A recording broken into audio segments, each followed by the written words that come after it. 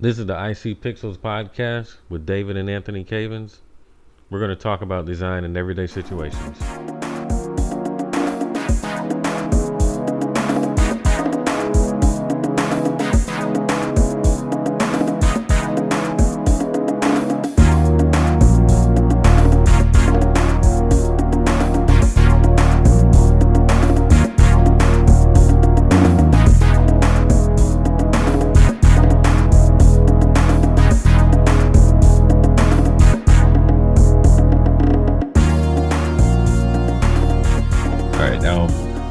Welcome back to the IC Pixels podcast. This is Anthony. This is David.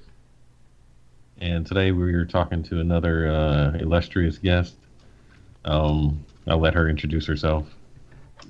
Hi, my name is Sophia Mobley, and I am the video production specialist at an engineering firm, but I also have a YouTube channel and a blog called Ask a Black Girl. Okay. That's what I was wondering. And we decided to talk to her today because we noticed that she's doing some, had a new YouTube channel, and we're thinking about just how. I mean, personally, I was impressed by the thought that you put into it. I don't know, because some people, they just start a YouTube channel and they just they're just in their they're just in their bathroom somewhere or whatever, and I was like, oh wow, she's got like graphics and everything. I don't know, like. I was like, wow, all right. Yeah. So I guess how did you get started? I mean, you said you're a video production specialist or something. Is that what you said? Yeah, that's what they call me. Oh, okay. Yeah. Is that something is that what you went to school for, or like? I got a master's in media and communications psychology. But I always had an interest in video and editing. I was mostly self-taught, but then the master's kind of, tied everything that was self-taught together, if that makes any sense. My undergraduate degree has nothing to do with any of this. Husbandry. Right. It's like cello performance. It was interdisciplinary studies in chemistry, biology, and music. Literally nothing to what? do. Yeah. So you got that, and then you're like, wait a minute, I don't want to do that. And basically, I'm ADD. Okay. No, that's understandable. I mean, we're both kind of like that. So. Yeah, I'm running into a lot of people that their undergrad and what they're doing now are completely. Like no connection at all. No connection at all. But that's okay. You asked me a question. I don't remember what it was. How did I get into this? Yeah. Like from one point to like what led you to getting into video, and like what led you down that path, I guess, and then what led you to starting your own channel. Okay, video. I used to kind of tinker with iMovie and stuff. Just people would randomly ask me to put together like a photo collage video to music, and it was a lot of fun for me. And at the time, it was really hard times. I had an old iMac, the one with the round bottom on it. I don't know if you guys remember that computer. It was super slow. To try. It came in like the different colors, like the green and the blue. Not that one with the round back. This one was just a round stand. It was just a unibody with the stand was kind of round. I don't know, but it was old and really slow. But I would try to make videos on that. And then my sister got married and was like, "You're gonna do the video for my wedding." And that was like the first, I guess, bigger project I had. And then it kind of grew from there, just doing different things at church. In the communications department. And then I was like, I really like doing this. I should probably step up from iMovie. And then I moved on to Final Cut. And, things kind of grew from there. And then I decided to go back and get a master's in media and communications psychology, because I just like how media affects how we feel and how we think, and you can pretty much control people with the content you put out. You can make them feel happy or angry or sad or whatever based on the music you use in a video, or whether a picture is black and white or not, that kind of thing. So that led me down that path. So I started doing freelance video editing, and then that was hard times. So I was like, I need a steady job. So I wound up here in Kentucky taking this job as video production specialist, where I am in charge of all the video and photography for the company. Oh. How that led to the YouTube channel. I am the only Black person in my office. What? We have 13 offices all over the country, and I am the only Black employee. Oh my goodness. Are you serious? Wow. I'm not kidding. I'm really not kidding. Oh my goodness. We've had several come and go. They really came up with you. They're checking 2 boxes, a woman and a Black person. And yes, no, for real. They're like, we need you to stick around, No, they haven't said that, but I pretty much know that's what's going on. Wow. Yeah, so but if you were just like crippled and maybe a Native American and right? Transvestite or lesbian, they wouldn't need to hire anyone else. They really wouldn't. Oh my goodness. But that led to me sitting in the office, overhearing conversation, and I'm just like, what are you guys talking about? Not only that, people would ask me the most random things. And I can call him my friend now. We're really good friends now. But initially, he would say and ask me questions that I was like, this dude is probably the most racist person I've ever met. But he was so sincere in the things he was asking me. I was cool with it. I was just like, let me just calm down and answer these questions for him. And every day was like, his mind was completely blown of just about simple things. Like, he would ask, one of the questions he asked me was like, I remember in high school, all the Black guys used to have a whole bottle of Jergens lotion in their book bag. Why? And I was like, well, look at your skin and look at my skin. We both get what is called ashy, but it's going to show up more on us than you. So, and especially the darker you are, the more you're going to not want to be ashy because it's going to turn white. His mind was just like, what? Oh my gosh, I just thought it was like a fad or something. I'm like, no. Oh my God. So he and I became he's one of my closest friends now, and we could talk about whatever when it comes to race. And I just saw the transformation that he went through just from asking me honest questions. And I just know that so many of like my other coworkers and just people in general assume things about Black people, and they think they know, they think they got it nailed down, but they really don't know much about us, and it's because we don't really know each other. I was like, he would often say he doesn't have any other Black friends. He doesn't know any other Black people. So how could they know? Yeah. They don't have to watch our shows on TV. We have to watch theirs if we plan on watching TV. So they don't know anything about us. So I was just like, what can I do to get people comfortable talking to Black people and get people asking questions? And this is what I came up with. Oh, that's interesting. I mean, I don't know, because it's like, the initial reaction, you'd be like, wow, this guy is wilding, Yeah. It was comical, and sometimes I would just be in complete shock, but he was really sincere in the things he would ask, and so I would just answer, and it made him more comfortable asking more questions. And now I have to calm him down, like, you're going to get me fired if you continue. He keeps getting open. Yeah, now he's lost friends and family members over Colin Kaepernick. He's gone hard. He's like a Black Panther. I'm like, dude, okay. He's overcompensating now. Like, all right, chill. Yes, because they won't fire you, they'll fire me. Yeah. You're having a bad influence. Came around and starting trouble. Shot. Right, exactly. But yeah, that's how this whole thing came about. Well, I think that's important. Like that, the communication part of it. Because that, we all grew up going to the similar school, and it's like, yeah, you could easily not know anybody else. Yeah, easily. Well, I think a lot of people like, well, we all know where we came from, where we went to elementary, high school. Streets. Yeah. Sorry. Okay.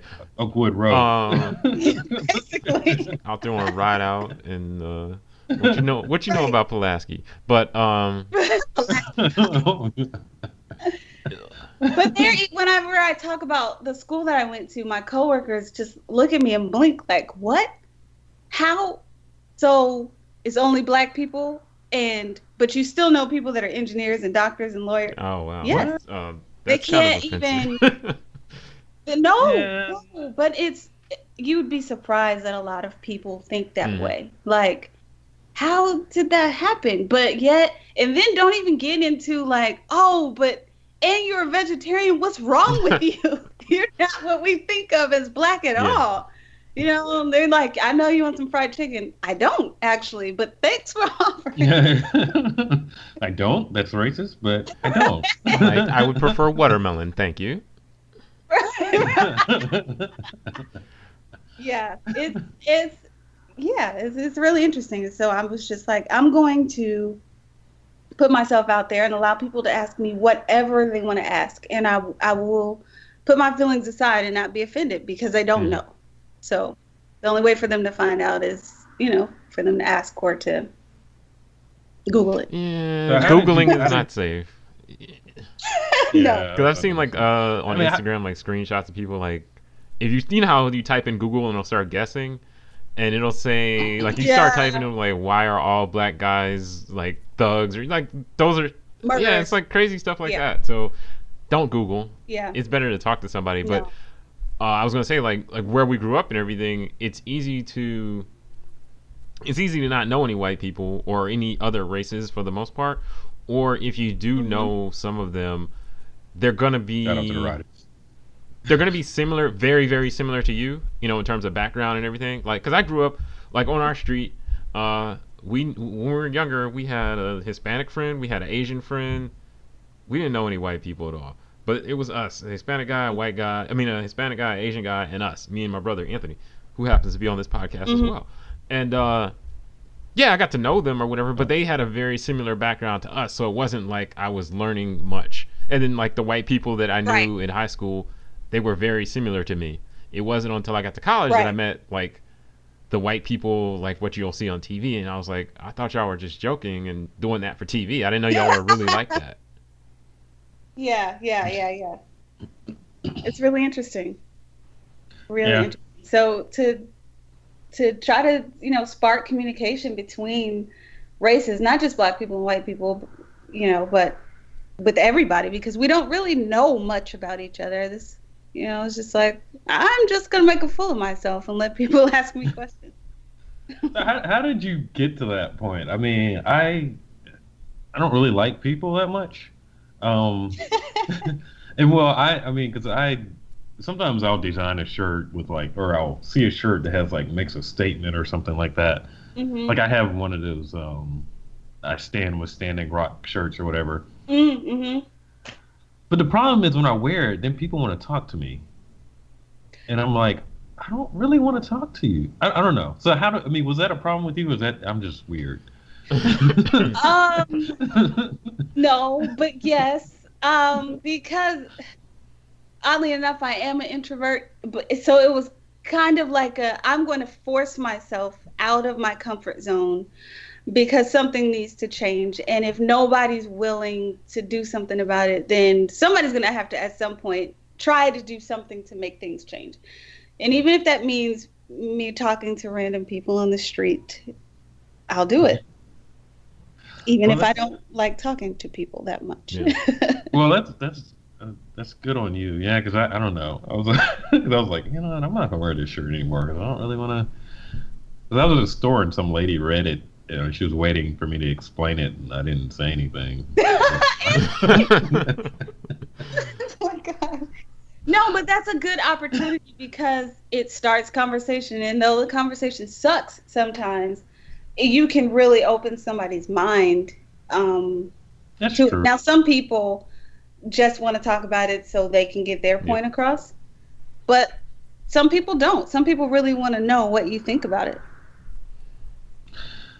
Yeah, I'll do better. So like let's say like so how did you put the concept together? I mean, was this the initial thing that you thought of doing, or did it start out somewhere else? Like I'm just gonna write a blog about it, or like how did it start? It started with me asking my friend, the guy I was mentioning. Oh, okay, yeah. To do a podcast with me, but he didn't want to do it. So he's like, I lost too many friends already. I'm good. And it's just too much. They're about to take my card. I don't know. They don't invite me to the meetings anymore. Right, exactly. He didn't want to do it. Also, our schedules. It's just we're both introverts too, so neither of us are going to go out of our way to meet the other person. It's kind of bad. So I was just like, well, whatever. What else can I do? And I was talking to another friend. He was like, you should do a YouTube channel. And it wasn't really about this. We were talking about something else. And I, went back and forth about that. And then I was like, I will do a YouTube channel, and I'll do it about this, race and politics and, all that. So that's how it came up. Okay. I think it's good that you didn't do a podcast. Well, maybe it's not good, but I think it's good you went like to your strong suit, because you do videos, so it's going to be easier for you to do it. But regarding the podcast, like, I don't know, I listen to a lot of podcasts, and it seems like most of the black podcasts that I listen to, they're just talking about pop culture. Like, most of them don't talk about anything that's relevant. Like, next week when I listen to it, I'm like, well, that's old news. I already know Usher's out here burning people. So like, that's right. Like, mostly, if you're just talking about pop culture, then I don't need to hear that from 4 different black people. Just like, well, I think in a lot of cases, well, this is probably a bigger thing, but in a lot of cases, you'll see that black people get pigeonholed to talking about a certain type of thing. Like, if you're, well, like a rapper said it, drugs, basketball, or rap. That's your options as a black person a lot of times. So when you go try and do something different, then it's like, whoa. Aren't you supposed to be over there playing basketball? Right, exactly, yeah. So I guess it was a good choice. Sometimes it doesn't feel that way, but well, that's you're standing out on the corner and cold nights on the corner. No, I get to it. Well, that's something totally different. But I was gonna say I like what I like about it, because I did go watch all the videos. Oh, thank you. I like, because like I've seen similar things to this. I'm not gonna say like, oh, you're biting somebody's style, but like this seems like something I would see like on BuzzFeed, but it would be one video, and it would probably be more for the jokes and more for the clickbait, and not for like actually digging into the issues, like the hair thing. I can give you a short answer, but I feel like the video you did, it's actually like 2 videos you did going into the details.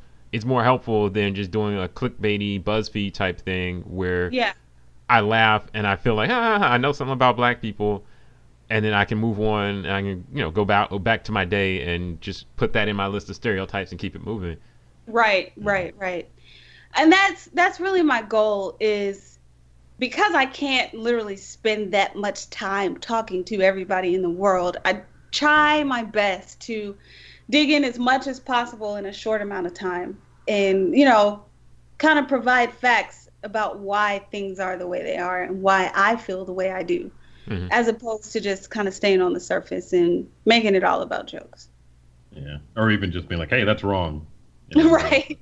I mean, because there is the argument people make. It's like, well, you shouldn't have to go educate, the world and all that kind of stuff. I mean, I don't know how you feel about that. I mean, I kind of think like there's a balance. Yeah, I don't know.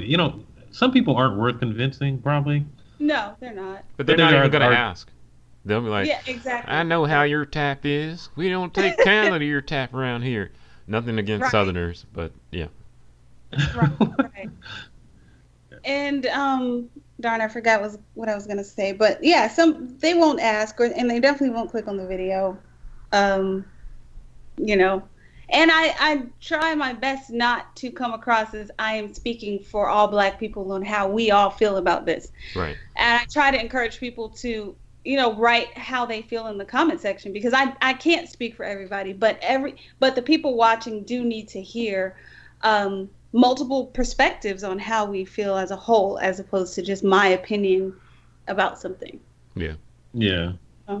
Yeah. That's something I sometimes struggle with, is because I don't know. I mean, just because I didn't necessarily I can't always relate to the typical Black stereotypes, even some of the good ones. I can't relate, or just the experience people talking about, like cookouts and stuff. I was like, I don't know what you're talking about. Mm-hmm. We had potlucks with haystacks. Haystacks, yes. There was no grill. I don't know what you're talking about. But yeah, so I mean, it's kind of a weird thing sometimes, because I don't always feel connected with it. So I appreciate what you're saying. You're not trying to speak for everyone, because I mean, yeah, I think one of the main problems is people do see us as like large group of, monolithic. Yeah, there we go. Yeah, and we're not. I mean, everybody, because I think a lot of our quest is just to be free to be who we want to be, basically. Mm-hmm, mm-hmm. Well, Right. I've heard someone say, like, the blessing of being white, I guess, is that you come as a blank slate. There's no expectations for you. Like, they might expect like you like mayonnaise or something, but there's no real other expectations that, like, negative or positive per se. You're just like, hey, there's Kyle. Let's see what he wants. Whereas with you, it's like, oh, we're having a cookout. He's playing basketball. He likes rap music. He knows where I can get some weed. Like, all that stuff is already automatically there. Stuff. Yeah. And that may all be true, but well, it's funny.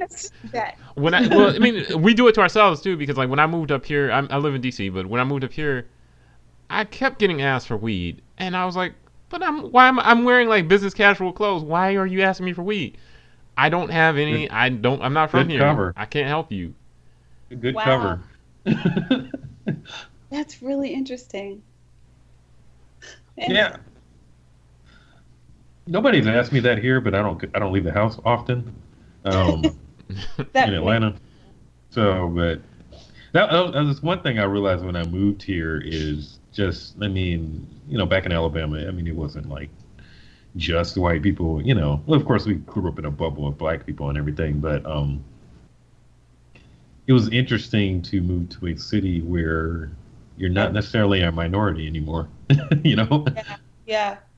It's like I don't feel like I'm walking around and people are thinking things, because I don't know. It's just, especially where I live, everybody's there's like, I can get authentic food from like 6 different countries, like really close to my house, where they actually eat there. And it's like, I don't know. It's just an interesting thing, because you can live inside of one, ecosystem, and you get another one. It's like, oh wait, this is how the world really is. Yeah. I now live in the opposite of what I experienced in Huntsville. Louisville is very, very segregated. Honestly, if I don't, depending on the church I go to, and if I don't see my family, I can go maybe a couple weeks without seeing anybody Black. Wow. Yeah, it's weird. So I visited Atlanta a year or so ago, and I was almost in culture shock. Like, look at all the Black people. This is amazing. I didn't realize how drastically different it is here than it is there, until I went and I was like, whoa, yes, I do know Black people. Yes. They do exist. Well, it definitely can be like, it's like subconscious brainwashing or something like that, because it's like, I grew up in Huntsville, Alabama, and then I moved around the South a little bit, but then when I came, I moved here to DC. Or actually, no, it was before I moved here. I came here for an internship, and I'm driving around, riding with my cousin, who happens to be Black. Some guy passes us in a Benz, and he's Black, and he's like not that much older than me. So my mind, of course, thinks, yep, he's a drug dealer, for no reason. Oh, that sucks. But then it happened a couple more times, and I began to realize, wait a minute, You're in DC. I'm in DC, and there's black people here, and they have jobs, and they can buy nice things. Yeah, and I don't know. It was real weird. He probably knew where you could get some weed though, but I did not bother asking because I was still confused. Like, how did he get a car? Like, he's not supposed to drive that car. He should be in a Caprice.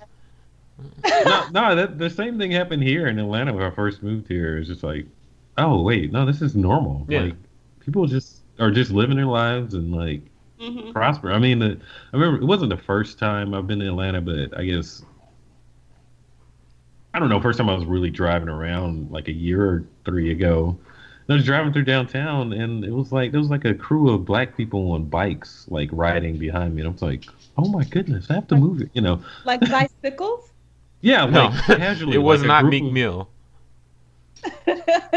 What? Like he's riding those dirt bikes.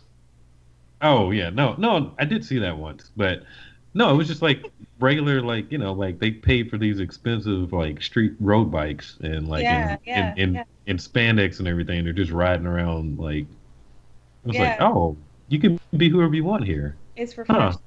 Yeah, and you don't realize that what kind of control that has on you. I mean, I didn't realize I guess the drastic change of just the way I carried myself since I lived here until I go back to Alabama and I realize that I don't have that same, I guess, almost apologetic way of carrying myself around. When depending on who you're around, almost like, oh, well, don't mind me, Sorry, just being black over here, Yeah. I didn't have that in Huntsville, but I don't know.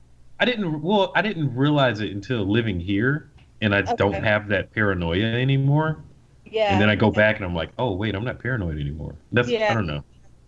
Because before it's just like this constant, for me, maybe I'm just in my head too much, but thinking somebody's looking at you like, oh, maybe you should, like, they don't think you should be there or something. You're always trying to constantly prove that you're okay.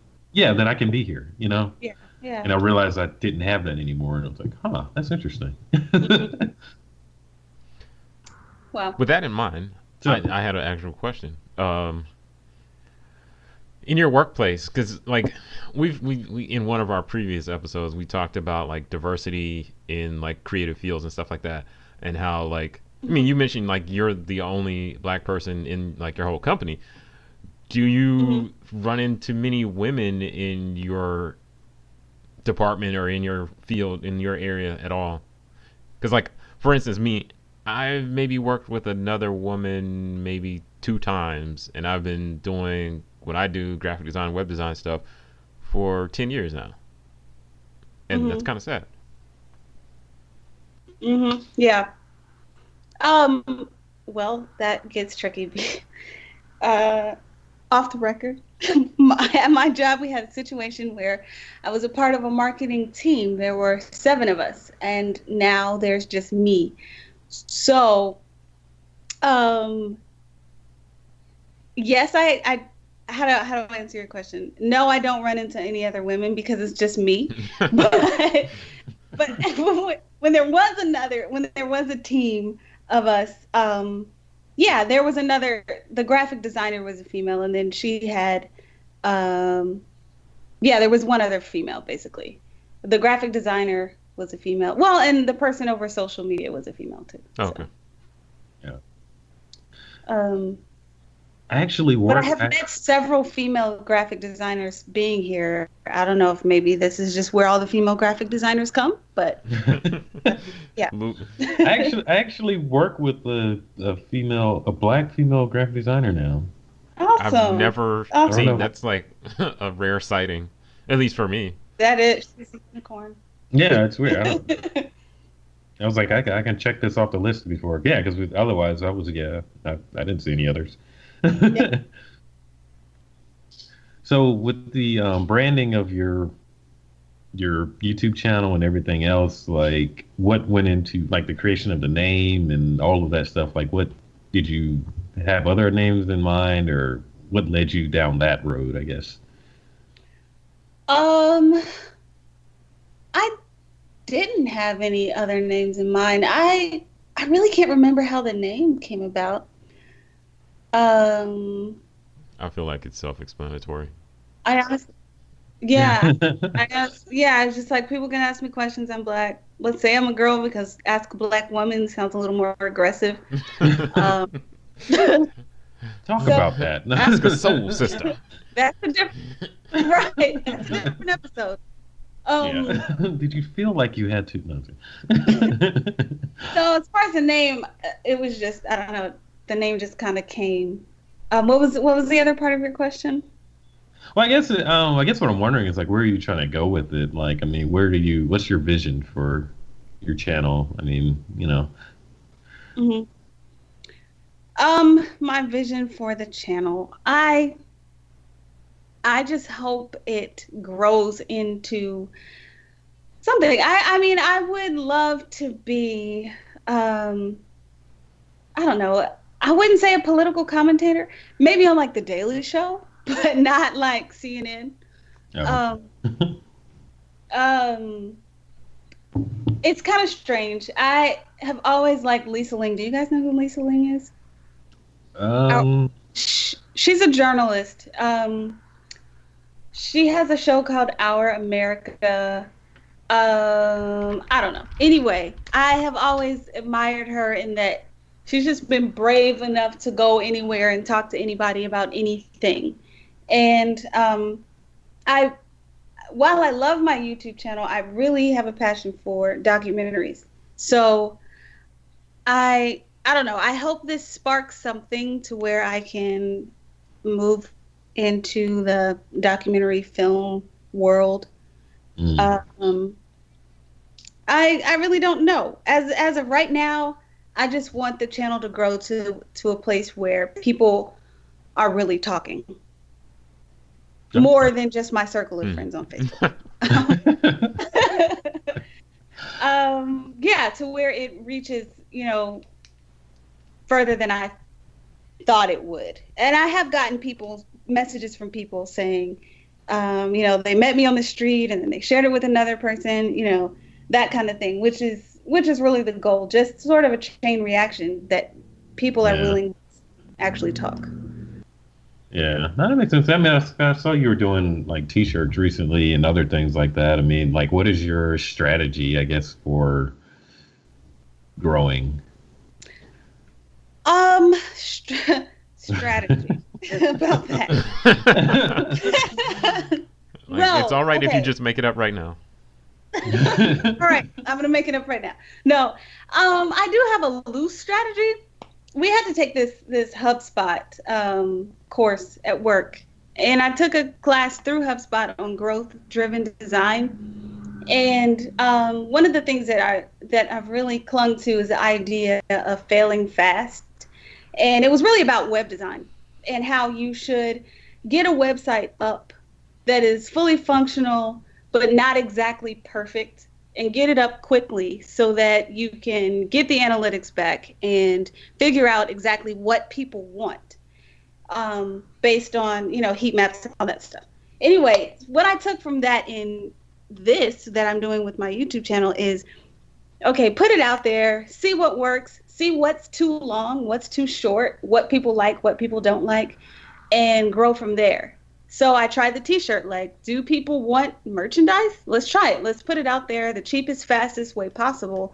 See if people like it. If they do, go from there. If they don't, pull it, try something else. So my strategy is kind of just to try anything and fail fast, which may not be the best way to do it, but I feel like I get the most feedback that way. If you spend so much time making something perfect and then you put it out there and it's not what people want, then I just wasted so much time and money producing content that people don't even want. So my thing is try to put out, as I get ideas, I just do it quickly. And I try not to think about it because I'm very good at yourself out of it. Yeah. Yeah, I'll talk myself out of it, or I'll overthink it and I'll be like, I should do this, but probably a year from now when this happens, So that's my strategy, is just to try anything and see what people like and don't like, and then use that to build upon. That's I kind of do strategy. I kind of have like a similar basically concept in my brain that's to say I jump off the cliff and learn how to fly on the way down. Yeah. Kind of thing. Because I'll do the same thing. I'll talk myself out of anything.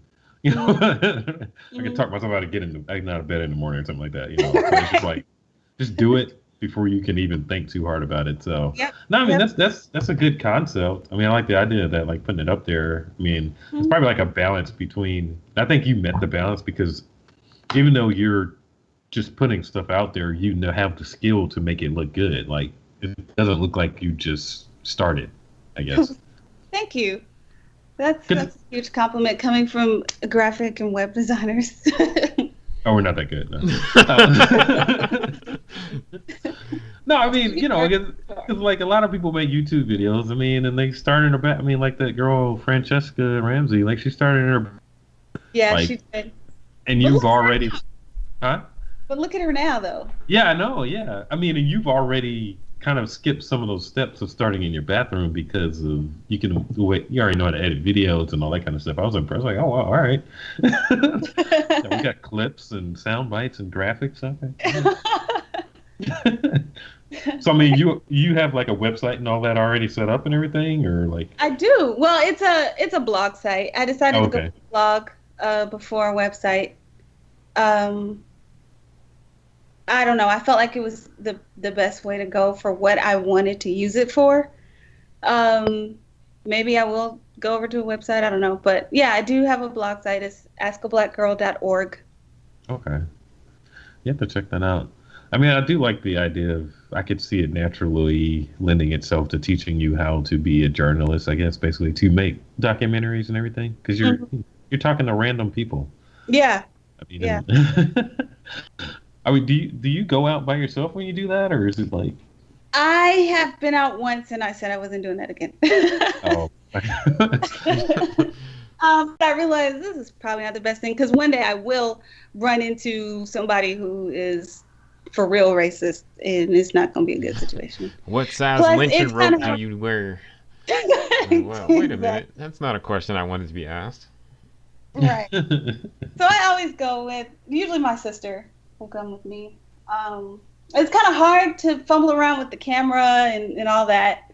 Even though I just use a GoPro, it's still, I talk with my hands, and so that gets kind of weird trying to hold the GoPro and, so. Yeah. She'll normally come with me. See, I wonder where that, I mean, I'm wondering if that, I mean, do you think at some point it'll be like a thing where you can kind of sit down and interview people or something, or? I don't know. I do like to go out that way because it's very impromptu and it catches people off guard. And sometimes because they're caught off guard, they just walk away. And other times because they're caught off guard, they're like, okay, sure, why not? But I don't know. Yeah, it seems like if you had it more, sorry to interrupt, but if you had it like, come tomorrow at 3:00 to ask a black girl a question, that's too much time, because then I'm going to think of the question that I want answered the most and how I expect it to be answered, and it's just going to be more fake. Right, exactly. Yeah, okay. I do want to start incorporating some sit-down interviews with people that I do know, like, say, my friend from work, and, other black people to share, their experiences, just like, was it David you were saying?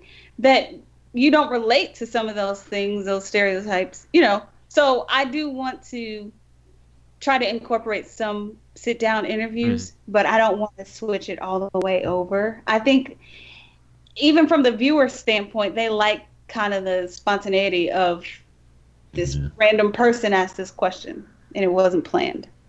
Yeah. No, honestly, I remember like a couple of years ago, or they had that, what was it? Something like people could walk up and touch black people's hair or something like that. Yeah. That was a little weird, but I had that happen. I think in the part 1 of that hair episode, randomly that day, every question I got was about my hair, and everybody wanted to touch it.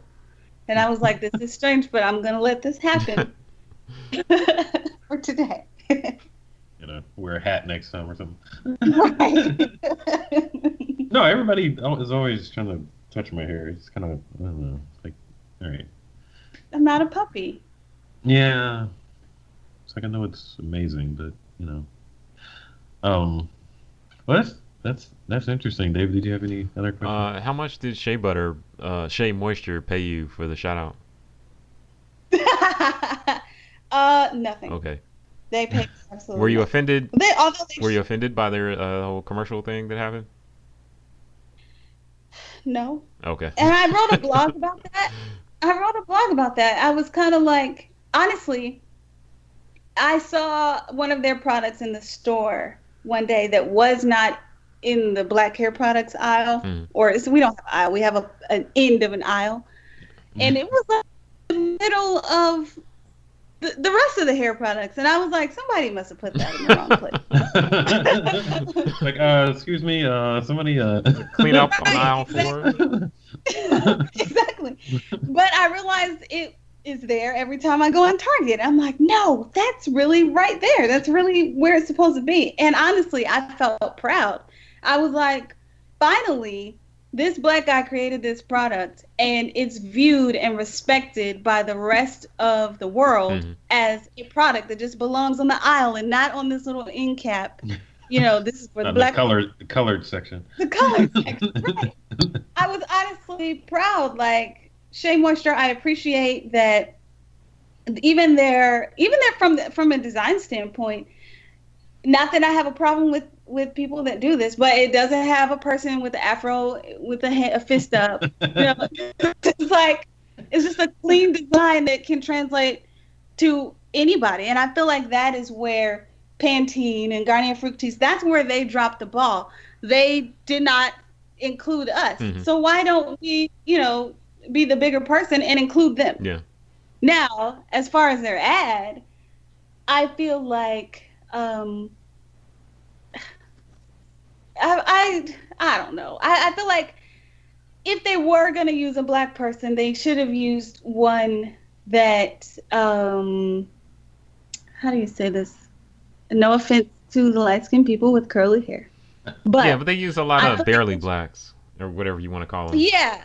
Like the safe blacks. That's not.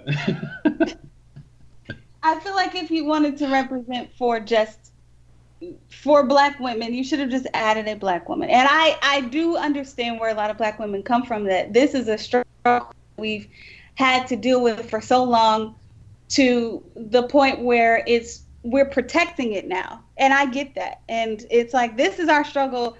Yeah, you may have red hair and some people may call you a ginger. Bless your heart.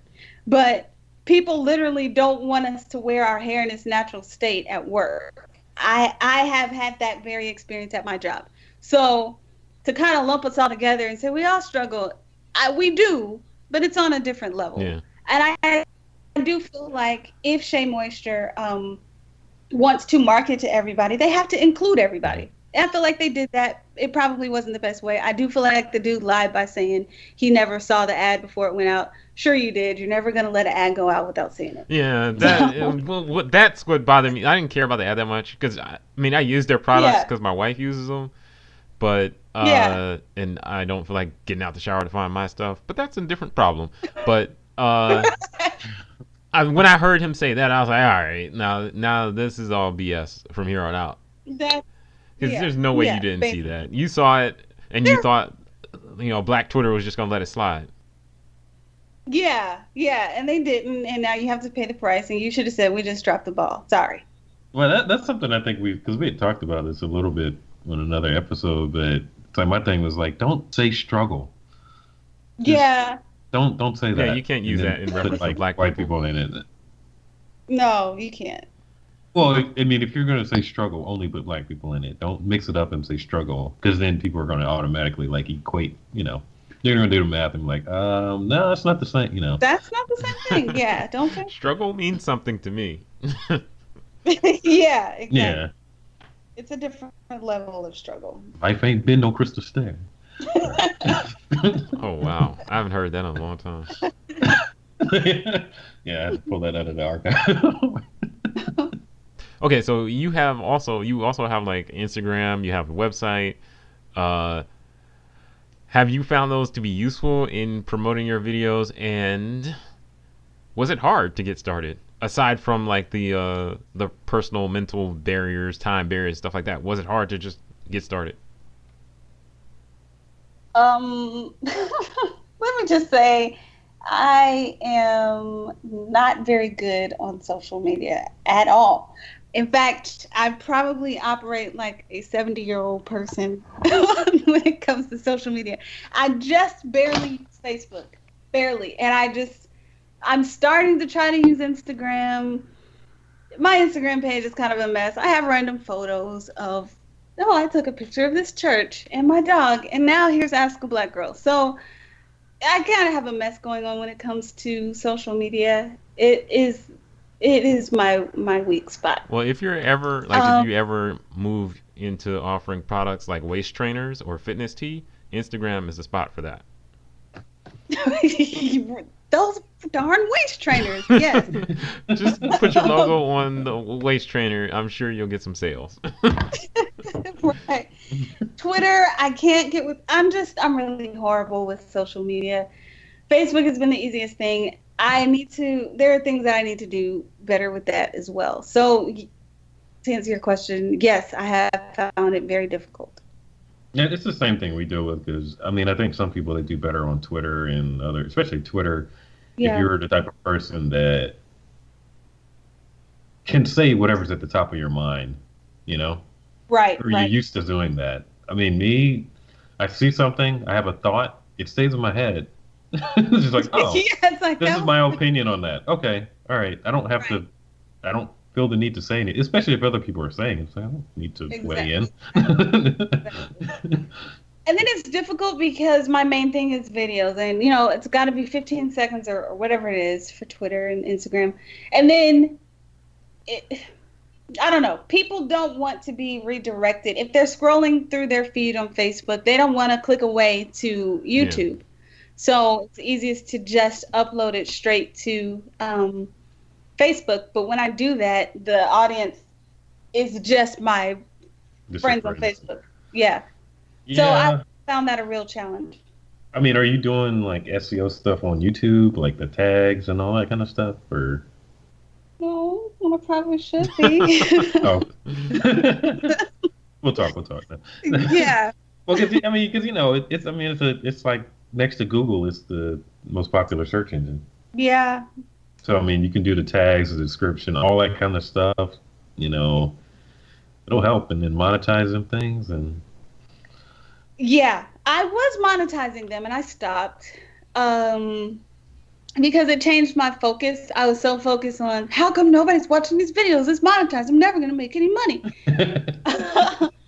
So I just decided to say, okay, I'm not going to monetize these just yet. I mean, 40 people are watching the video. You're not going to make anything just yet. So if I focus on making good content for those 40 or 100 people that watch the video, then it will grow to the point of, okay, now it's good to monetize this. Yeah. Now, I've heard a lot of people say that. It's like they'll make a song or they'll perform or they'll have one person in mind. Yeah. They focus on that instead of trying to reach the whole, everybody. Yeah. These are the people that are watching, so make something really good for these people, and they'll share it, and then it'll grow from there. So I figure, I can click the monetize button, but right now I don't know if it's even necessary. No, that makes sense. Well, yeah, I mean, if you work on those tags and everything. Yes, that would probably help. I really need to do that. I guess from a design sort of standpoint, I don't consider myself a designer at all, but I did try to put thought into what I did as far as like the colors that I use for the logo and for the blog site. Blue is my favorite color anyway, but I wanted to choose a color that wasn't aggressive, that made people feel happy. So not a dark shade of blue, but not baby blue either. No blacks. Like everything is red, black, and green. You. Change the name to Ask a Black Girl That Matters. Right. So I wanted to choose a shade of blue that was kind of calming, but also cheerful at the same time. And that's sort of the idea that I have with my YouTube page. I want to address these these topics that can be heavy, but in a lighter way, so that people don't feel so overwhelmed by it.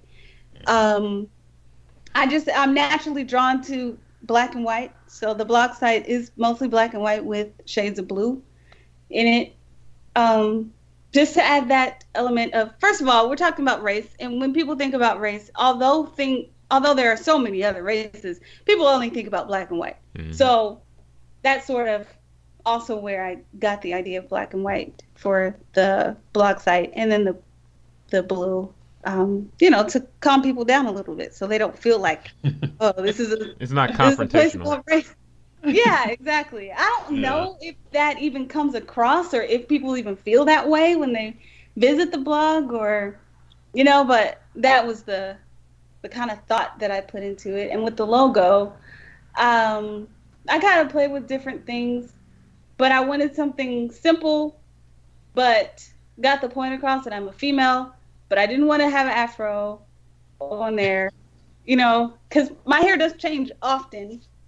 And I wanted people to just see that, yes, this is Ask a Black Girl, but at the end of the day, I'm just a female. I don't know. So that's kind of the thought that I put into. Well, that kind of ties back into like what you were saying about the Shea Moisture thing, which I've noticed that about them as well. It's like a lot of companies that are successful, that kind of cross over, if to use that term, they don't make themselves so blatantly ethnic.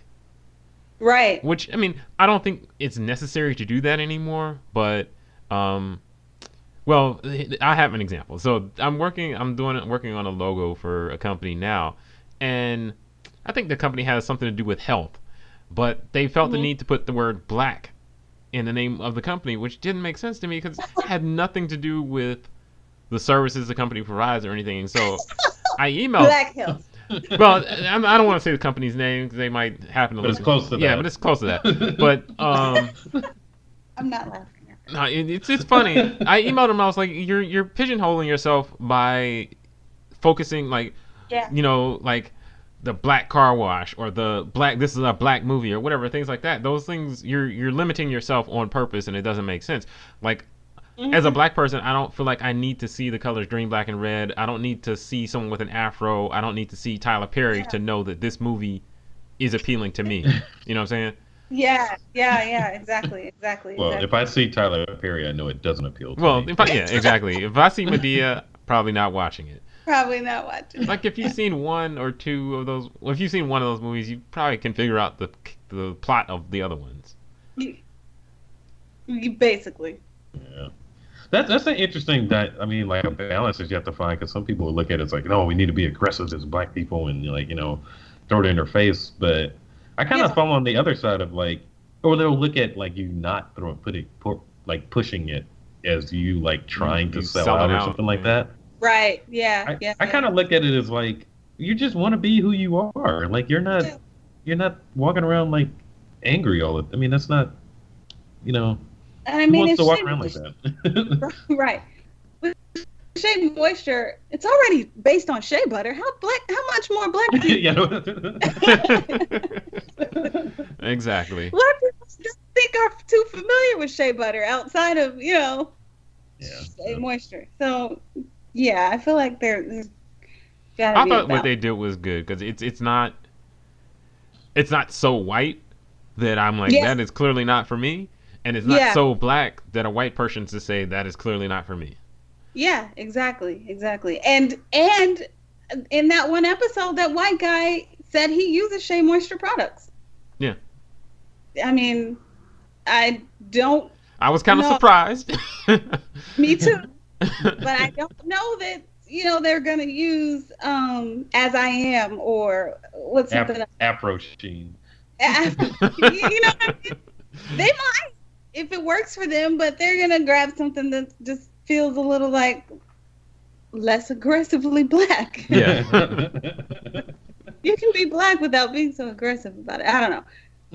And I did feel some kind of way about calling my YouTube channel Ask a Black Girl, but I'm like, that's what I am at the end of the day, you know, and I want people to feel comfortable with the fact that that's what I am. Mm-hmm. I mean, it sounds, it's yeah, I don't know. Provocative is a strong word, but I don't know. I mean, not where I was going with that.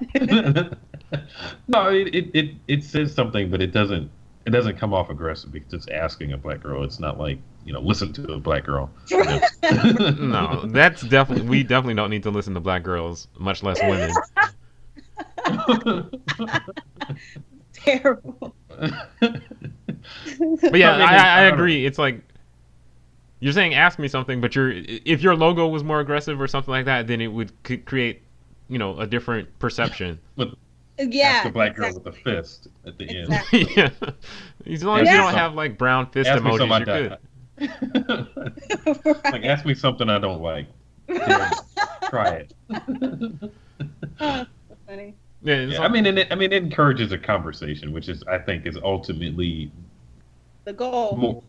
That's more productive than just listen to you're terrible and you're pressing me. I'm black and proud. Let's talk. No. Yeah, it's like whoa.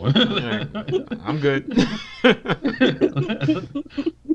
I mean, I don't want to talk to somebody like that. No. I'm black. I'm proud too, but. Right, yeah. Why are you forcing that on me right now? Respect my agency. I have one more question. I don't know how much time we have, but how long did it take, or how long did you spend in, I guess, what we could call the valley of decision between when you had the idea to start and when you actually started, and how did you get past that? Let me think. It probably took me 2 weeks. Oh, okay, that's amazing. Yeah, honestly, it took me about 2 weeks. I decided what I was gonna do, and I was like, okay, I'm gonna do it. I'm gonna start on this day. My goal was actually to release the first video, Friday, the January 21st or whatever, inauguration day. Oh. That was my goal. And I had come up with the idea like 2 weeks prior to that. So yeah, I didn't get to release it that day. It was the Sunday after that Friday. So just a couple days later. Mm-hmm. Yeah, so it took me about 2 weeks. I don't tell my boss. I printed out that sign at work and was like, I'm gonna do this, and I'm gonna start tomorrow. So, when you printed it out, you had to run and get it off the printer really quick before someone else walked up and saw it. Like, no, that was Amy that printed that. All right, whatever. We know it was you. Right. Yeah, so that's what I did. I was just like, if I think about this too long, I'm probably not gonna do it. Well, I think that's the biggest gem or thing I'm going to remember from this is like that whole fail quickly and just go do it, because I've had a few ideas. Like me and Anthony, we talked about starting this podcast, I don't know, a long time before we actually started it. Yeah. And it wasn't like we made excuses. It's just we talked about it and didn't do it. Or I was like, well, how are we going to do this? He's in Atlanta. I'm in D.C. Okay, that's a good enough reason not to do anything. I'm going to go scroll on Instagram. And next thing I know is a year later, and I'm like, all right, stop tripping. And we started emailing each other, like, order this mic off of Amazon. We're going to start recording next Sunday. Be there or be square. Yeah. That little course I took really changed my mindset on that whole growth-driven design idea. Just put work out there that you're not embarrassed about. Yeah. But it's decent quality. It may not be the best, but what's the point of wasting all that time making it the best if that's not what people want anyway? Yeah. And you have no idea you kind of don't have a clear concept of what the best is if you have no experience doing this yet. Exactly. Because I think one of the first videos or second videos, I don't remember. One of them was too long, and the only way for me to know that is to just put it out there and see. Maybe it wouldn't be too long for some people. You know what I mean? You just have to put stuff out there, see what people like and don't like, and then grow based on that. Otherwise, if you're like me, you'll never do it. Yeah. I mean, because I think a lot of times we feel like we have to be perfect before we can present ourselves to the world when it's like, man, there's people out here prospering and they're mediocre. Nowhere near. No, they ain't nowhere near perfect. So exactly. Now, don't get me wrong. I have anxiety every time I upload a new video. Like, oh my gosh, this is not the way I want it to be. And then I'm just like, shut up. Just get Press it out make public. Yeah. No, I mean that's have to be. Like, just you got to put yourself out there. I mean, there's plenty of people who are big who are recording off their like little iMac camera, whatever it is on your MacBook Pro, and I'm like, yeah. I have way better cameras than that, right? So I have no reason to be shy about it. But I don't know. I think it's that I don't know what the best term for it is, but it's just like you get an analysis paralysis or whatever you want to call it.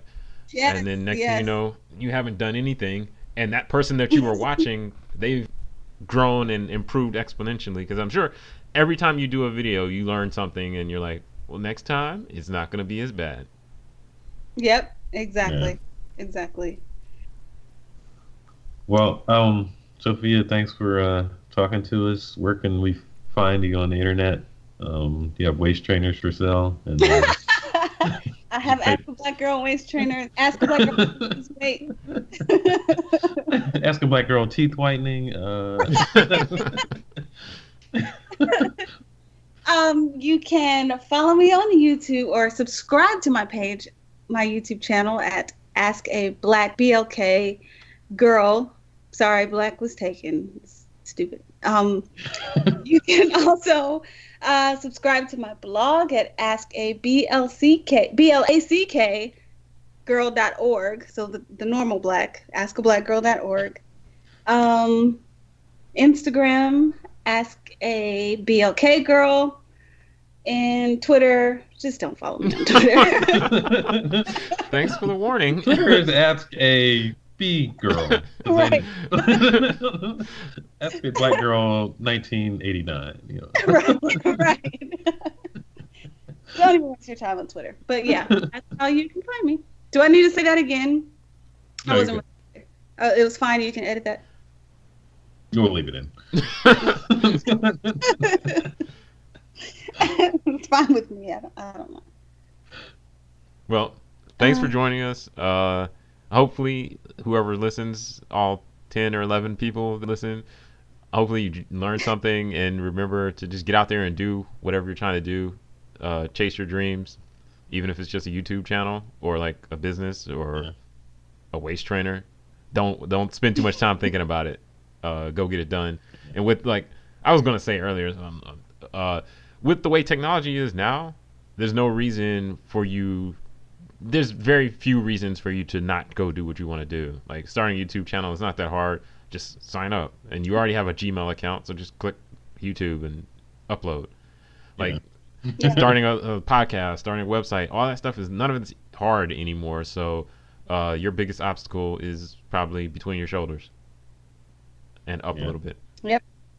What's that quote from RuPaul? Your fear of looking stupid is holding you back. Mm-hmm. I didn't know he said anything important. Yeah. Nothing against him. No. I've just never heard a quote of him. Of his. Yeah. No, that's a quote from him. Yeah.